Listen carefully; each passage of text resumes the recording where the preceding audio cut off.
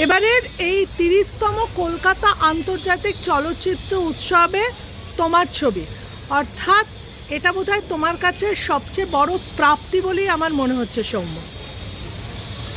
ভাষায় প্রকাশ করা কঠিন। হ্যাঁ, এখানে ছোটোবেলায় কলেজ লাইফে আমি ছবি দেখতে আসতাম। প্রথম বিশ্ব চলচ্চিত্রের সাথে পরিচয় আমার এখানে হয়েছিল এই ফেস্টিভ্যাল ধরে। তারপর আমি এখানে জার্নালিস্ট হিসেবে কাজ করেছি, ছবি তুলেছি, লিখেছি, প্রচুর কভার করেছি। তারপর আমার একটা ছবি দেখানো হয়েছিল 2018-তে, সেটা খুব ছোটো একটা ছবি।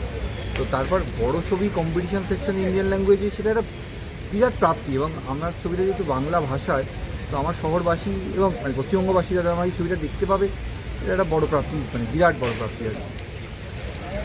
9 মাস 9 দিন অন্তহীন, এই নামটার মধ্যে কোথাও 9 মাস 9 দিন অন্তহীনের সঙ্গে যেটা সবচেয়ে আগে জুড়েছে, আমার যেটা একজন মহিলা হিসেবে মনে হয়েছে, মহিলাদের সঙ্গে 9 মাস 9 দিন শব্দটা কোথাও একটা ওতপ্রোতভাবে জড়িত থাকে, আর অন্তহীন শব্দটা কোথাও এখানে একটা অন্যভাবে পূর্ণতা দিচ্ছে।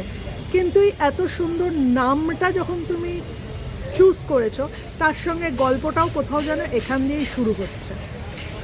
হ্যাঁ, এই গল্পটা 9 মাস 9 দিন মানে তুমি ঠিকই বলছো আর কি, সেটা হচ্ছে একটা প্রেগনেন্সিকে রিলেট করে। তো এটাও প্রেগনেন্সির গল্প, কিন্তু এটা মিথ্যে প্রেগনেন্সির গল্প। সেটা যদি সত্যি হয়, ভাবা হয়, তো which is called phantom pregnancy. এটা রোগটার নাম সিউডোসাইসিস। তো এটাতে মহিলারা বিভিন্নভাবে সামাজিক চাপে বা তার হরমোনাল কারণে সে ভাবতে থাকে যে প্রেগনেন্ট, আসলে সে প্রেগনেন্ট হয় না।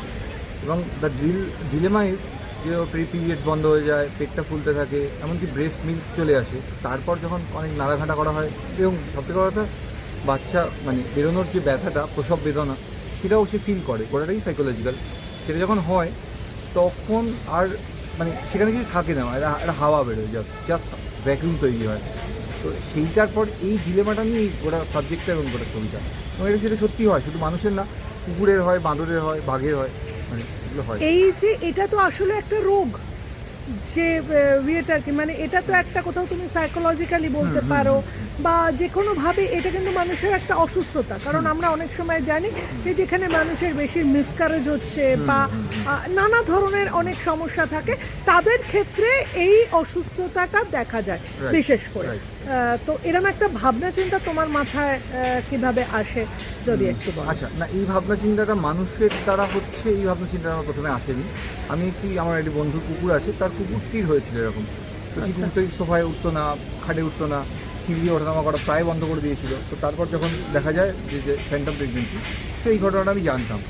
তারপর আমার এখন যে প্রডিউসার, তার যে মেয়ে, সে ইভেনচুয়ালি গাইনিকোলজি, সে আমাকে এই ঘটনাটা বলে যে এরকম একটা ব্যাপার হয়, মানুষেরও হয়, মানুষের হলে এরকম এরকম হয়। তখন আমি খুব 2-4 করে ইনট্রিক্ট হই, এবং তখন আমি বলতে ছবি করলে হয়, এবং তারপরে এই ছবিটা হয়। এই ছবিটা তুমি কতদিন ধরে করেছো? কারণ এই ছবিটা তুমি যে সমস্ত স্টার অভিনেতা অভিনেত্রীদের নিয়ে তুমি অনেক দিন ধরে এই ছবিটা করেছো, তোমার এই ছবি করাটাও একটা জার্নি বা প্রসেসের মধ্যে, সেটা যদি একটু শেয়ার করো। এই ছবিটার একটা মজা আছে, ছবিটা আমি যেভাবে হয় ছবি 12 দিন 15 দিন হয়নি। ওটা ছবিটা প্রি প্রোডাকশান থেকে পোস্ট প্রোডাকশান শেষ করেছি হচ্ছে নভেম্বর টু 20 নভেম্বর, 1 বছর। আর এটাতে কাস্টিং রয়েছে 100-র ওপর। তো আমি তার মধ্যে 95% লোকজন নতুন, তারা নতুন শুটিং দেখছে, নতুন ক্যামেরা দেখেছে। বাকি শ্রেয়া, শারদিকদা, পারমিতাদি, কয়েক বৈশাখী রয়েছে, কোন পতঙ্গ, এরা পরিচিত, পুরনো কিছু কাজকর্ম করেছে। বিরাট পপুলার এরকম নয়, বাট অনেক কাজকর্ম করেছে বেশিরভাগ। তো আমার এই কাস্টিং নিয়ে কাজ করতে গিয়ে যেটা হয়েছে, সেটা হচ্ছে একটা সময় লেগেছে, অনেক দীর্ঘদিন। আমি প্রায় 25 থেকে 26 দিন শুটিং করেছি, স্টক ফুটেজ বাদ দিয়ে বলছি, সবার শুটিং। তো কারণ আমার ফুটেজ দাঁড়িয়েছে 25 ঘন্টার, আর সেখান থেকে আমরা একটা 2 ঘন্টার ছবি আপনার করি। তো এটা লম্বা প্রসেস।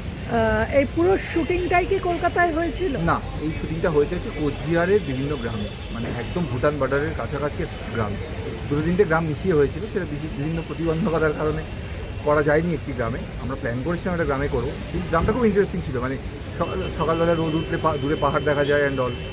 তো যাই হোক, সেটা করা যায়নি। ওখানেই 90% শুট হয়েছে। কিছু চিট শ্যুট, হসপিটালের দৃশ্য, সেগুলো কলকাতায় হয়েছে। এখানে যারা কাজ করেছে, যেটা আর কি এতজন নিউ কামারকে নিয়ে কাজ করা, সেটা কতটা চ্যালেঞ্জ ছিল? না, সেটা মানে আমার বাড়িতে খুব ওয়ার্কশপ করার সময় পাইনি, আমি দেখে নিয়েছিলাম লুকসগুলো। আর আমি না অনেস্টলি বলছি, এরকম মানে খুব রিয়েল লাইফকে তুলে ধরার হ্যাঁ, চেষ্টা ফলে করে। ওরা খুব একটা অভিনয় করতে হয়েছে এরকম নয়, আমি ক্যারেক্টারগুলোকে প্লেসই করেছিলাম এরকমভাবে যারা তাদের মতো থাকতে পারে, তো ফলে তাদের খুব অভিনয় করতে হয়েছে এরকম নয়, আমার ভালোই লেগেছে। মানে অনেস্টলি খুব মানে কোনো ব্যাগেজ ছিল না, তো তো নারায়ণী স্টুডিওতে যখন সদ্যজাত মাদের নিয়ে শুট করাটা, ওটার এইটা একটা, হ্যাঁ এইটা একটা চাপের ব্যাপার ছিল, কারণ আমি সত্যি কথা ওইটুকু বাচ্চা কখনো কোলে নিয়ে বা কাছে গিয়ে দেখতে পাইনি, সুযোগ হয়নি। তো এবার সদ্যজাত মানে ব্রেস্ট মিল্ক খাচ্ছে, এবং 3 মাস 6 মাস, সব থেকে বেশি বয়স বোধ হয় 8 মাস 9 মাস এরকম ছিল। তো এরকম 25 জন বাচ্চা এবং 25 জন মা, তারা যখন একটা হসপিটালের সেটে ঢুকেছে এবং তখন যা চিৎকার আর হইহল্লা হচ্ছে, সেটাতে একটু প্যানিক করিনি, একটু অদ্ভুত লাগছিল। তারপর আই প্রসেস দ্যাট, ওকে আমাকে শ্যুট করতে হবে। তো সেটা একটা অদ্ভুত অভিজ্ঞতা ছিল। তো সেটা সেটা পর্দায় বোধহয় খানিকটা দেখা গেছে, ওটা খুব অথেন্টিক একটা জায়গা ছিল। তা এই ছবিটা কি কলকাতা চলচ্চিত্র উৎসবে কি প্রথম দেখানো হচ্ছে এই ছবিটা, নাকি এর আগে অন্য কোনো চলচ্চিত্র উৎসবে দেখানো হলো?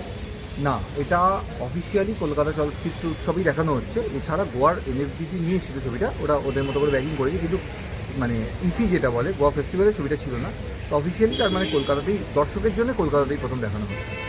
আচ্ছা, কবে কবে কোথায় কোথায় দেখানো হচ্ছে কলকাতায়? এটা 7 তারিখ দেখানো হচ্ছে রবীন্দ্র সদন, সকালবেলা 11টার শো। 9 তারিখ দেখানো হচ্ছে রাধাতে 4টের শো। আর 11 তারিখ মেনকা সকাল 10টায়।